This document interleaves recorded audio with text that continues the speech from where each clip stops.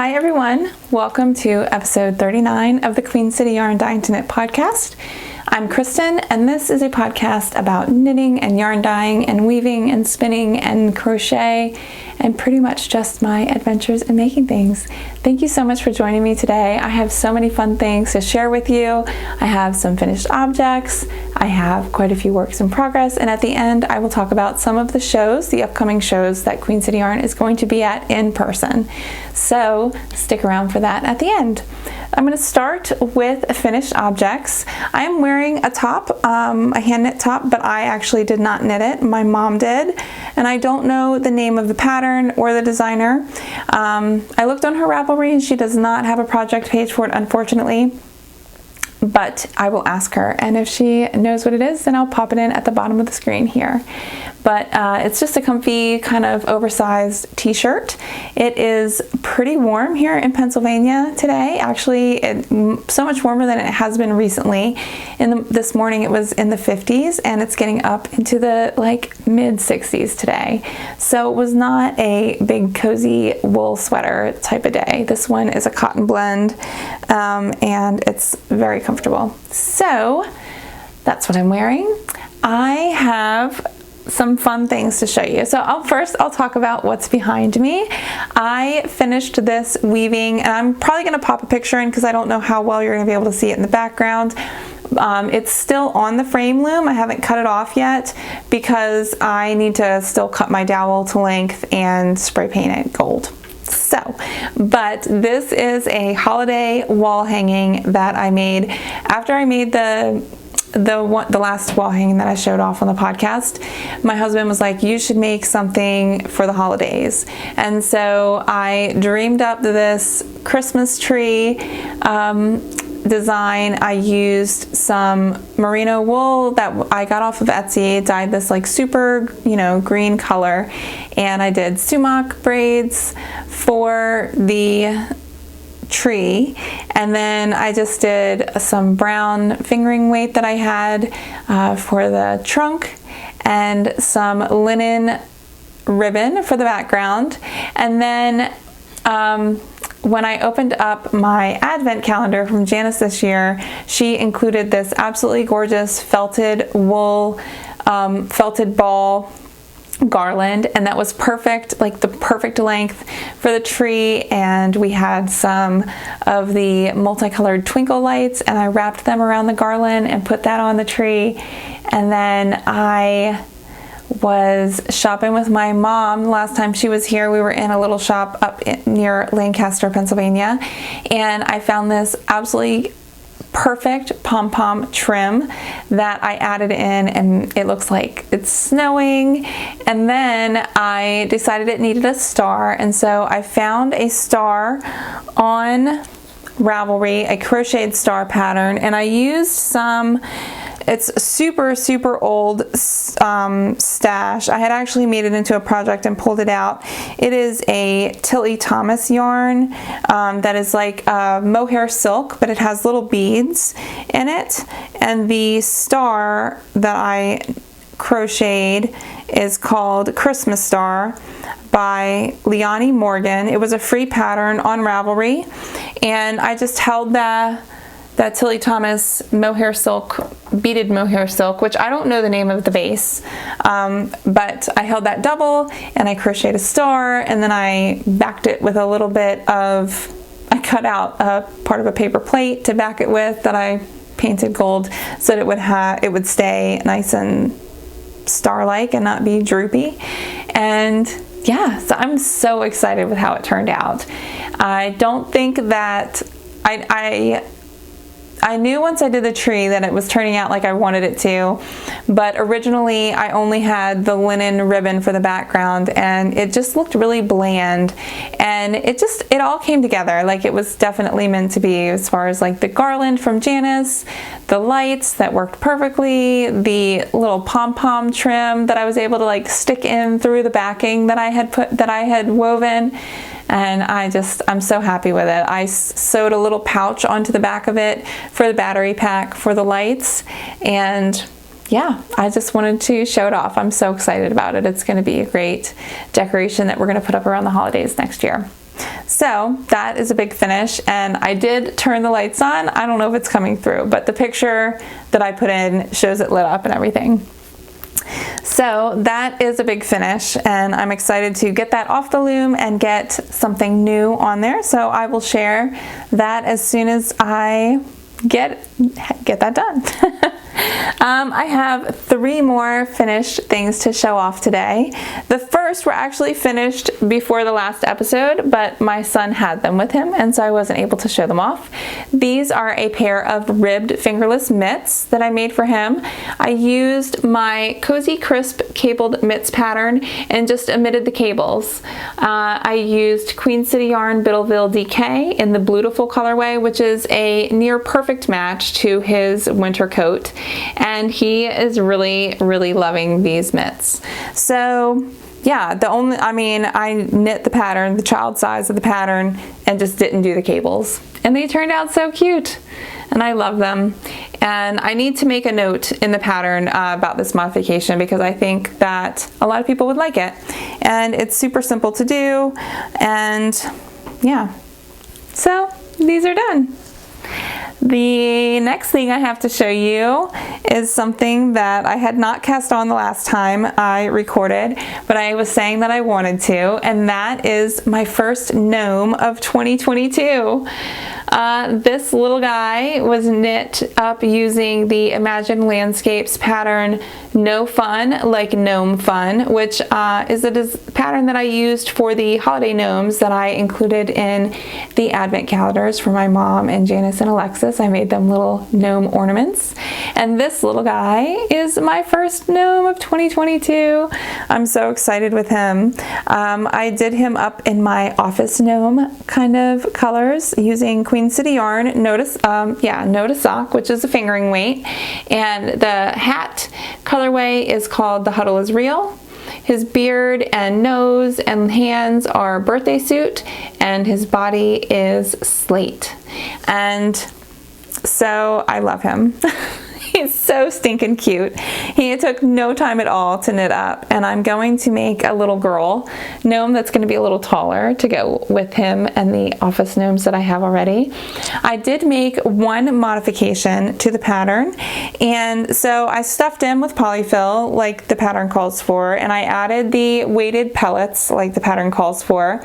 But I decided before I closed up his bottom, I stuck a button in. I had a button that was exactly the right diameter, and I put it in before I closed him up, and he sits so nicely. And I will definitely do that again for the other gnome that I'm going to make of this size. Because he's so small, he didn't really have like a nice base to sit on, even with the weighted pellets inside. So the button worked great, and having it on the inside really worked out well. So yeah, and I actually might, the next time I go, I'm in Michael's or Joann's, I may go and look at their buttons, and if they have any big buttons that are on sale, I might actually buy, you know, some bigger ones for the bigger gnomes, because they do kind of lean back a little sometimes, you know, and I think it'd be nice to have a nice base for them to sit on so they wouldn't be so wobbly. But this is the first gnome of 2022. And I'm super excited about him. I'm going to post on Instagram. There is a knit along. Imagine Landscapes is doing a year-long knit along for gnomes. I don't know the hashtag, but I will put it on the bottom of the screen, so that if you want to join in the fun, you can knit some gnomes and enter the knit along and maybe win some prizes, or just like show off all your gnomes that you're knitting, and see everybody else's too. So I need to actually follow that hashtag too, so I can see everyone else's gnomes. And then I have one more finished project. The Pure Fuzz sweater that I was knitting last time is done. I really wanted to wear it today, but it was going to be way too warm to wear while recording. So I did take some pictures, and I will I'll pop some pictures in here so you can see what it looks like on. I used Woolfolk Luft in the color L9, and I used 8 skeins. I have just a little ball left. I didn't weigh it to see how much it is, but just a little ball of the yarn left. And so I'm super excited to use up all of that sweater quantity, and I'll save that in case it ever gets a hole or anything like that. But here it is. It is a top-down sweater. It's got a little bit of a scoop, not much of a scoop neck, but it's not quite a crew neck. I really like the fit of the neck. I don't know, the light's not going to let me really see. It's not going to really show up here. But anyway, I really like the way this sweater was constructed. It was top down with contiguous sleeve construction, which the fit is great on, and it's very comfortable to wear. There's no extra fabric under the arms that's like bunching or anything, and I really love the fit. This was the first Skein Deer Knits pattern that I've knit, and it was very well written, easy to follow, and I definitely plan to make more of her garments. She has a couple of really gorgeous color work sweaters that I'm just dying to knit, so maybe I'll get one of those on the needles this year. But this was a great first one of her patterns, and I actually got the pattern for free by signing up for her newsletter. And so if you're not signed up for the Skein Deer Knits newsletter, go do that and you can get the sweater for free. So you will notice, I don't know if it's going to show up here, but I'm sure it has in the pictures that I inserted. Even though this is all the same dye lot of yarn, there's a line like right at my bust where one of the skeins, it must be just like more fluffy, like the fluff from inside. It's one of those tube yarns with the mohair blown into it, and one skein was just more fluffy, I guess. I don't know. But I was not, oh, we're hooked on there. Sorry, I hope that wasn't super loud. My necklace was hooked on the microphone. I don't know. I was frustrated with it, but not frustrated enough to take it out, because all the skeins are the same dye lot. This was not a yarn that I intended to need to, or that I thought I would need to alternate, but maybe I should have. I did notice it pretty quickly, but I decided I didn't want to go back and fix it. Let me see if I can get so the light will show. It's about right here, the line. So anyway, it still looks good on, and I hope that over time the rest of the sweater, the rest of the skeins that are knit into it will get fluffy enough that it won't show. But it does fall in a kind of a good spot for that to happen. It's like right at my bust line, so it looks like it could be intentional. So whatever. Womp womp. It still fits great though. I'm just drinking water today, which is a big change because usually it's all coffee, but I had a couple cups of coffee this morning already and I needed some water.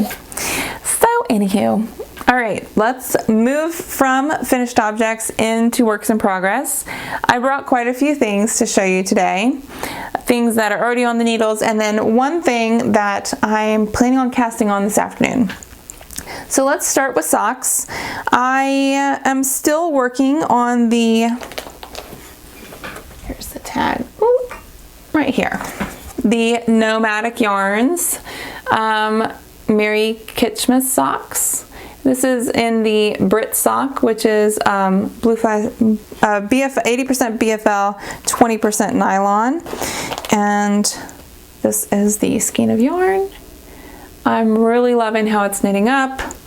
And I have one of the tubes done, which I had done last time. So it's a shorter tube because they're going to be like booty socks. So one tube is done. This is where I'm going to cut my heel in. And I have had a few opportunities to knit on the second one. Last time I was, I think, just past, like literally I just put it on the 9-inch circular. So I was up here, just finished the cuff. And I took Caitlin to the eye doctor and I didn't knit on it at the orthodontist, but took her to the eye doctor and got, 4 stripes done. And yes, I'm just slowly working on these. This is the pair of socks that is living in my purse for when I'm out of the house knitting and need knitting. So yeah, that's going. I'm using a 9-inch circular, which is my favorite for purse socks because you don't have to worry about getting to the end of a needle, so you can put it down so you don't lose stitches or whatever. So yeah, I'm using a 9-inch circular. It's a CHALGU 9-inch, and it's a US 1 2.25 millimeter needle. And just knitting a stockinette tube until toe time. So that pair of socks is on the needles. I have another pair of socks on the needles that I showed you just the start of last time, and I knit on these quite a bit. My in-laws came for a visit and I knit on them while they were here. And this yarn is from the Yarn Jar, and the colorway is Scholarly. This, I was excited about it in the ball, but knit up, I love it so much. It is such a fun sock to knit. The colorway is amazing. I am really digging these smaller stripes. It's like 2-row stripes, and then a thicker stripe. Like, it's just doing it for me big time. I am enjoying the heck out of it, and it is surprising that it is as long as it is, because I knit a few stripes and I lay it down and look at it and I just marvel at it. It's just beautiful. I love how it's knitting up. So these are going to be a birthday present for my brother Chad, and I am just working the tube down. I don't know how much longer. I need to measure it and see when is it going to be toe time, and then I'll cut heels in for him and cast on the second one. But isn't that fun? I love the uneven striping. I think it just adds so much interest to it. It's making it so much fun to knit. So I knit on them. And we're watching the Olympics, and I was knitting on these socks, so my in-laws were here, and I got so much done. So those are, I still have my stand socks on the needles, but again, I didn't bring them to show because I haven't worked on them. So I'll show you what I had on the needles last time, and I have made some progress. I did kind of focus, so I had 2 sweaters on the needles last time, and I finished that Pure Fuzz. I kind of focused on it because it was easier to knit. Didn't have to think or do much measuring. I mean, after I got the sleeves separated off, I did a little bit on the body, then I knit the sleeves, and then I just finished the body. I mean, it was just super simple. This is simple too, but I needed to like measure. And evidently that was too much for me. So this is the Nebelung knit. It's a sweater by Knit Safari, and it is just an oversized kind of comfy sweater. So I am using Rama Alpaca Lin. This is the yarn that I'm using, and it is it's reminiscent of a mohair silk, like as far as how it's knitting up, and I'm liking it. It's super easy. Last time I was still working on the body, but I have split, so you can really see how, well, almost, because it's still kind of bunched up. So I've got it split. I'm working on the back now. This is the front. And I just have it on one of my CHALGU interchangeable cords, and I am currently working the back of the sweater. So this is a bottom-up sweater, and you knit it and do the hems, and then you join it in the round, and then you knit, you know, the back and the front separately. It's a V-neck, so I'm doing the back first, which is just knitting straight up, and that's going good. I don't have that much more to go before I'm done with the back, and then I will knit the front. And you start flat in the front, and then you split it into 2 pieces to make the V. It's a deep V, so I'll be split there quite a bit while working on it. And yeah, it's going good. It's such a light project. It is easy to knit on, and I am really into it again now that I'm done with the Pure Fuzz. It is very fuzzy though. I'm wearing black leggings, and they're currently covered in fuzz just from laying it on my lap. So that's that one. And that's, I think, the only thing that I actually had on the needles the last time we chatted. So I have 2 things on the needles that I just cast on. I literally just cast this one on last night. I am using Viento by Plymouth Yarn, which is 70% baby alpaca, 30% bamboo. So I mentioned my mom and I had gone up to Lancaster, where I found the little pom-pom trim that is the snow on my wall hanging. And we also went into a yarn shop called The Speckled Sheep, and I picked up these 2 skeins of yarn. It's a bulky yarn, and it's really soft. And I had just knit that grayish blue cowl. I think I showed it off last time. That was just a broken rib cowl.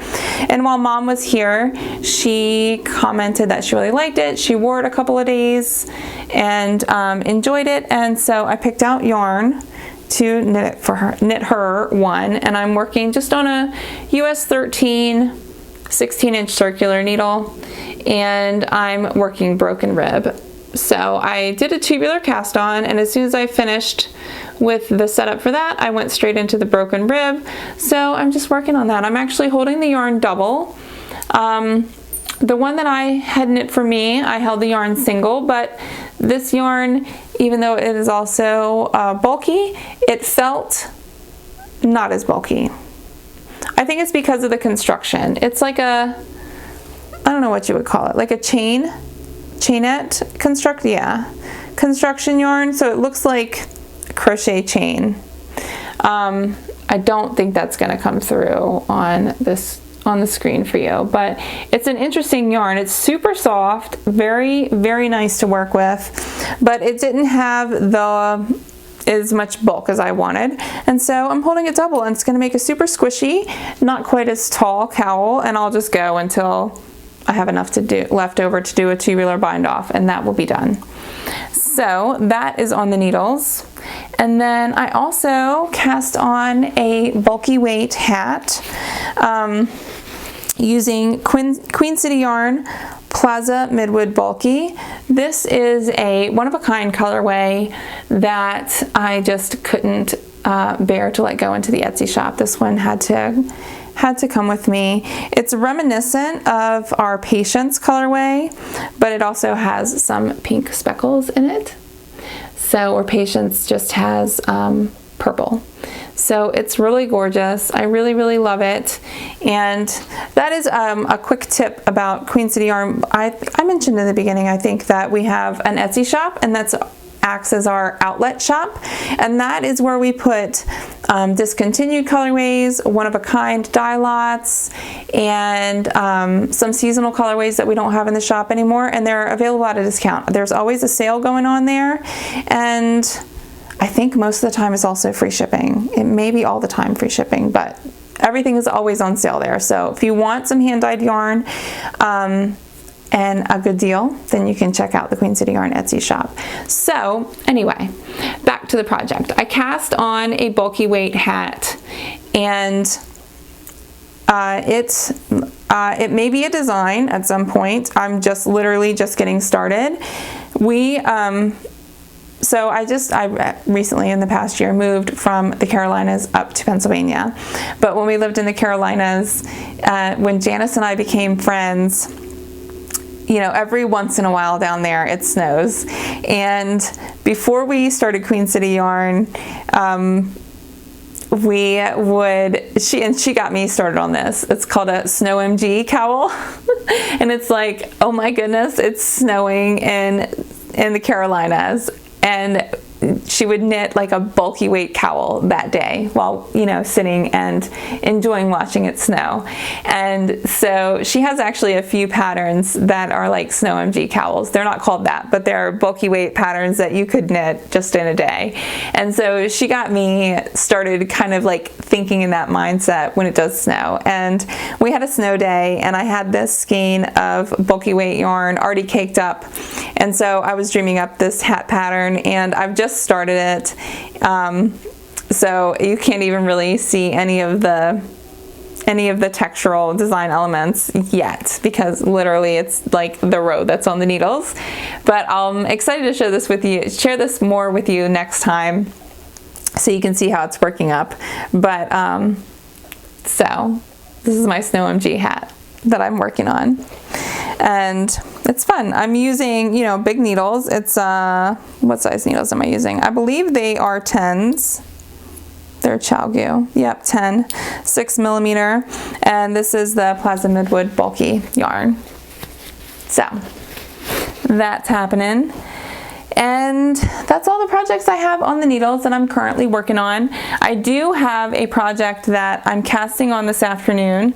I have had the yarn set aside in this bag since the end of December, with the intention of casting this on. I was going to cast it on first thing in January, and I just never got around to it. So the yarn that I'm going to be using for this project are my leftovers of QUEENCITYYARN Biddleville DK. This top one is I Don't Do the Sunday Crossword. This middle one is Sharpies versus the Fridge, and the bottom one is Home Team Gray.